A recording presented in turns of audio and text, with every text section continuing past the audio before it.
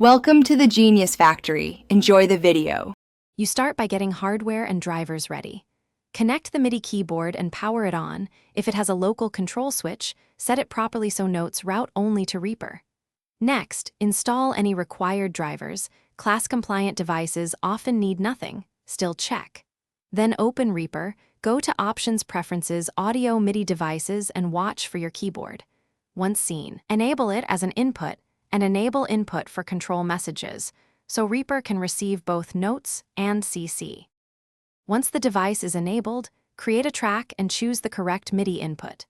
Insert a new track, then click Input and select your keyboard, either all channels or a specific MIDI channel if you use splits. Next, load a VSTY or RIA synth on that track.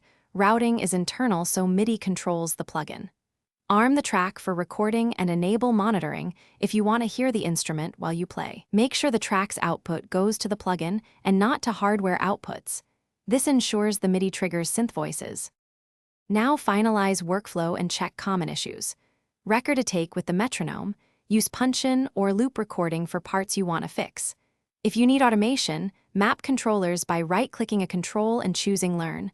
Alternatively, set up Control/OSC in Preferences for advanced mappings. Once done, save templates to recall routing quickly.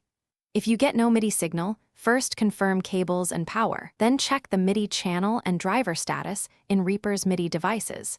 Fixing those usually resolves the problem.